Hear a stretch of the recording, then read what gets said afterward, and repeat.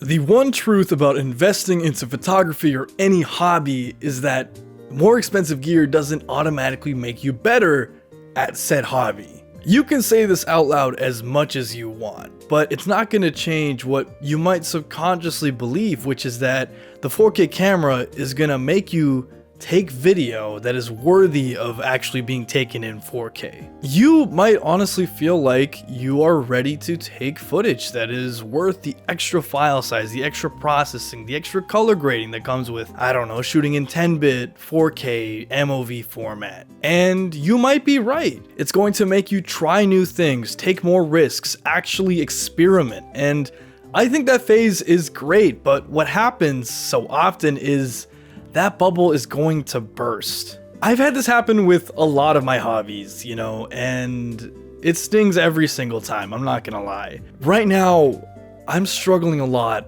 with my Lumix G9. I got this thing for a few reasons. So first of all, better video. I want to be able to take more ambitious video projects on. My main camera is a Fujifilm X-T1, and while I love it, I absolutely love it to death, it's not a video camera, unfortunately. It's not designed to be a video camera, and well, the G9 is, it offers a lot of different 4K video modes, with different frame rates, slow motion, all that kind of stuff.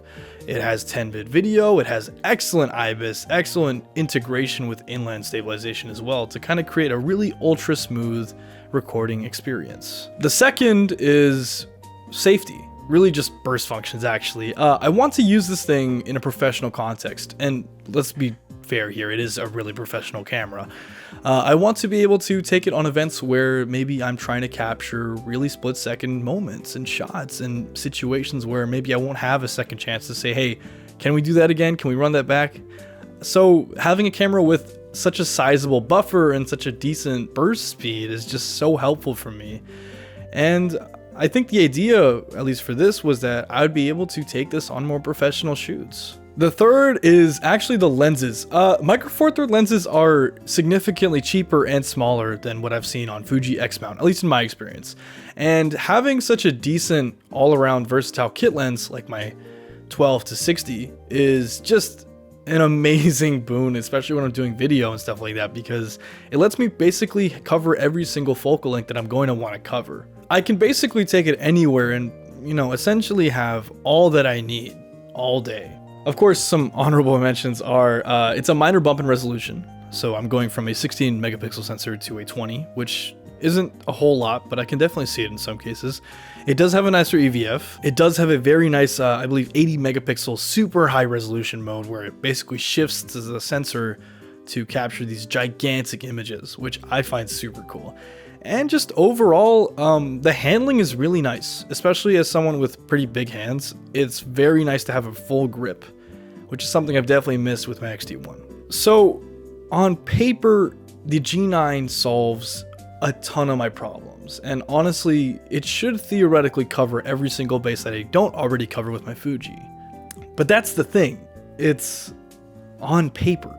To be blunt with you, I suck with this thing. It's not the camera's fault. It's not the lens's fault. It could be my bag and it could be the wrist strap, but I don't think so. It's just me. And that's such a frustrating thing to have to confront, especially when you're used to being good with another camera. The video coming out of this thing is just amazing. I mean, coming from everything else I've shot with, it's just incredible to be able to shoot crystal clear 4K footage. It's just that I compulsively feel the need to shoot in 10-bit MOV 24 4K. And yes, it looks good, but it's filling up all my SD cards. It's filling up all my storage. I'm literally feeling the need to get more external drives, which I've never felt the need with my X-T1. They also take a ton of processing power, and while I have a pretty decent beefy PC, I can definitely see my computer struggle to handle it in longer sequences. I also need to exercise proper technique when I'm shooting. It's not just like a simple switch to turn on good video taking mode. I have to actively practice these things, and since I'm more of an actor than a cinematographer or some guy who holds a camera usually, it's been a bit of a process. Talking about the safety and the burst rates, it's great to have a good burst rate if you can actually hit those shots successfully. My biggest obstacle right now is choosing the right metering mode. Metering is, for people who don't know, how your camera kind of decides what parts of the image are too bright and too low and what to adjust and to tell you what to adjust. And you can do like sensor metering, you can do sensor weighted metering, multi-metering, you know, taking all areas of the image, you know, into account. There's tons of different modes, and on my X-T1, I never really had to adjust it. I never really worried about it that much. It was not something that I ever thought about actively.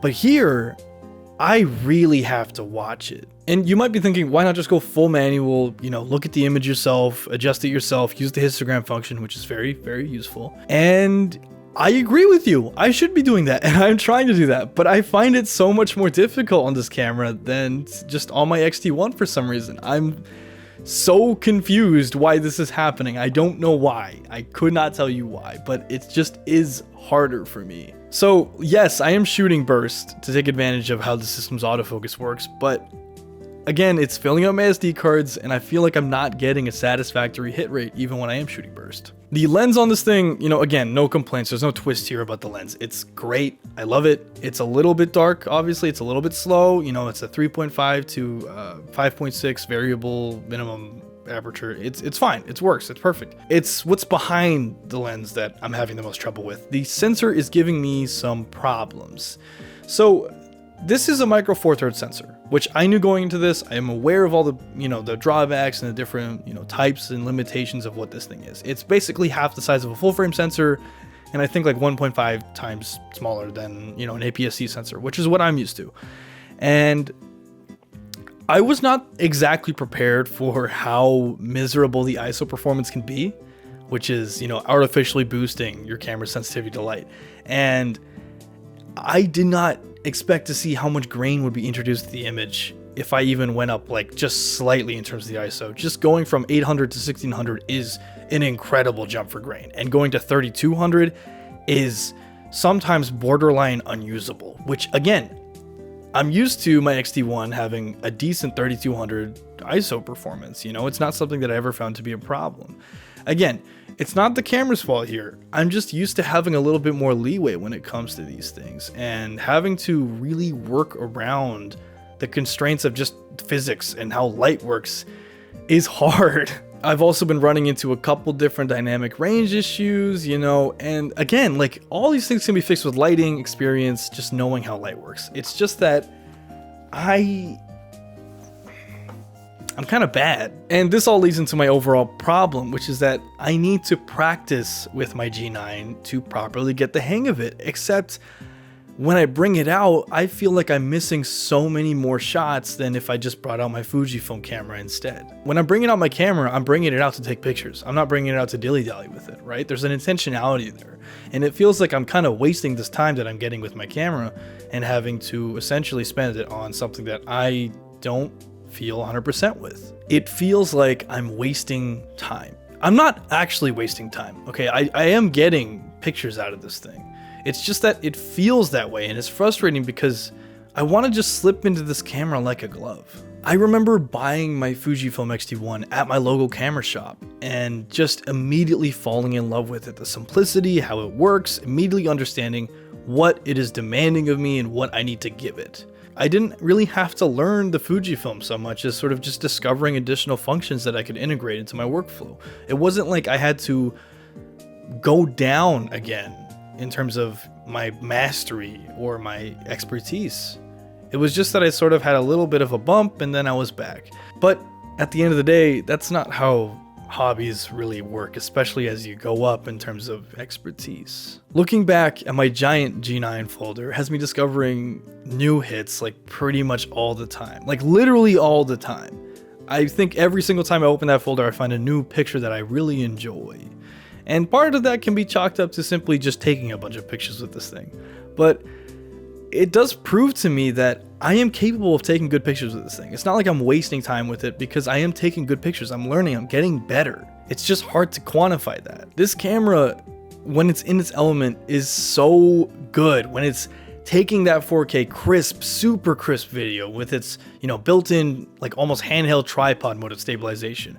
When you're grading that color, when you have so much flexibility, when, you know, you're taking those beautiful landscape shots, when you're reaching with this tiny lens to 120 equivalent millimeter focal length. It's just, It's amazing what it can actually do. But you need to be in its element. And the fact is, I'm not in its element very often. I usually don't run around with a mic strapped to the top of this thing, just taking run and gun video. I'm usually not the kind of guy to run around with a tripod taking landscape shots. I'm not color grading nearly enough to feel like I'm justifying the 10-bit video. And yet, I am taking way more video than I ever did before. I'm learning way more about the process and how lighting works and all this kind of stuff way faster because I'm allowing myself the possibility of getting better. I'm experimenting with landscape shots, with the high resolution mode, all that kind of stuff, because it's available for me to actually do now. I have a lens that's capable of reaching out that far, to resolve that far. My sensor's actually just that extra bit sharp enough for me to really try now. It's not like my Fuji was bad at these things, it's just that these things weren't even really in the discussion before I had this camera. You know, I'm even trying to color grade. It's not very good, but it is definitely trying, and I am getting better. I'm starting to understand, you know, what I have to do with skin tones, you know, what colors to target, all that kind of stuff. It's hard, but I'm getting there. We tend to fixate on the negatives a lot in these kinds of artistic hobbies. You know, we're trying to hit that perfect shot, that perfect painting, that perfect stroke, whatever. Perfection is the ultimate goal in these things, and it's something that is never really attainable. But at the bottom of the curve, of that learning curve, perfection seems so utterly far away that it's easier just to talk about the negatives, you know, what you did wrong, because that's way closer to you than the perfect. Perfection is abstract when you're just learning.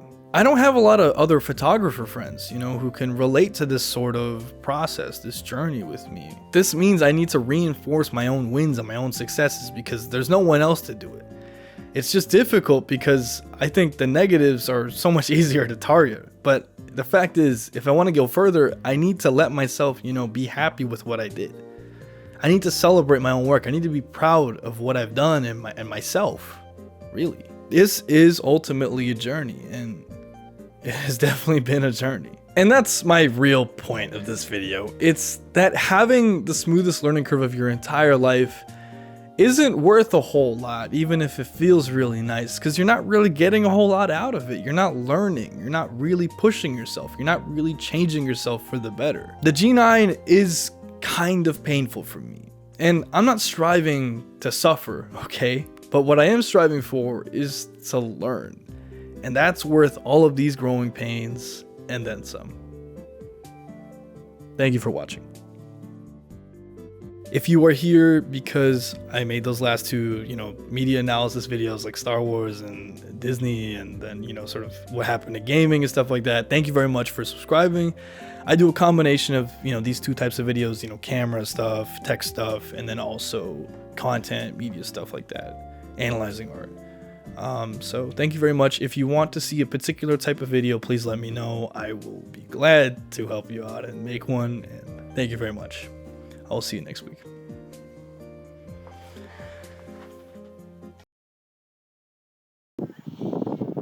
Oh, I got that on camera, baby. Let's go.